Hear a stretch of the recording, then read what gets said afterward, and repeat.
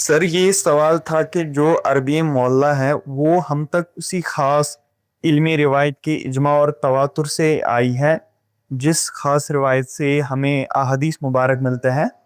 تو استاد اگر وہ ایک قطعی سورس بنتا ہے فکر فراہی میں تو احادیث کیوں ایک ضمنی ماخذ بن جاتا ہے؟ اور استاد دوسرا یہ سوال ہے کہ اگر کوئی دین اسلام سیکھنا چاہے تو کرنٹلی تین ہی راستے ہیں، ایک تو درس نظامی ہے، دوسرا یونیورسٹی ہے، اور تیسرا سیلف اسٹڈی ہے. تو ان تینوں میں سے بہتر کون ہے؟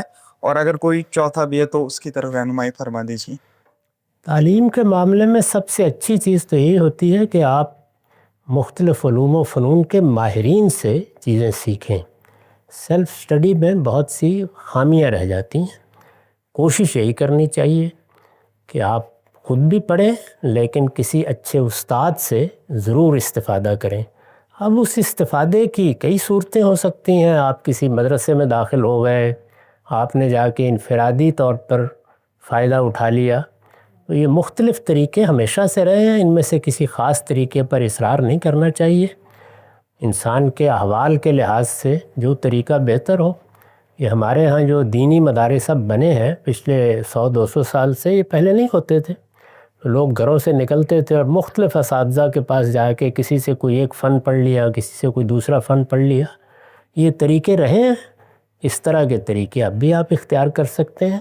باقاعدہ مدرسے، ان کی ایک ڈگری آپ کو ملے، آپ کے پاس کوئی سند ہو، تو یہ تو در حقیقت ملازمت اور پھر سوسائٹی میں اپنی حیثیت منوانے کے طریقے ہیں. علم کے لیے ضروری نہیں. آپ کے جو بڑے ائمہ ہیں، امام ابو حنیفہ، شافعی، مالک، وہ ان میں سے کسی مدرسے کے بھی سند یافتہ نہیں تھے. انہوں نے اسی طریقے سے پڑھا تھا جیسے علماء سے آپ سیکھتے ہیں، آپ پڑھتے ہیں. جو پہلی بات آپ نے فرمائی وہ صحیح نہیں ہے. زبان بھی اسی طریقے سے منتقل ہوئی ہے جس کا آپ نے حوالہ دیا، یعنی اس کا ایک بڑا حصہ اجماع اور تواتر سے منتقل ہوتا ہے. اس میں بھی آحاد ہوتے ہیں. تو اجماع اور تواتر سے جو حصہ منتقل ہوتا ہے وہ قطعی ہوتا ہے، جو آحاد سے منتقل ہوتا ہے وہ ظنی ہوتا ہے، اور اس کو متواترات کے تحت رکھ کر مانا جاتا ہے.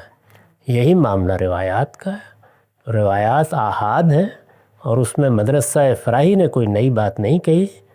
مسلمانوں کے پورے علم میں ایک آدھ استثناء کے ساتھ سب لوگ یہی مانتے ہیں کہ آحاد سے جو علم حاصل ہوتا ہے وہ ظن غالب کے درجے کا ہوتا ہے.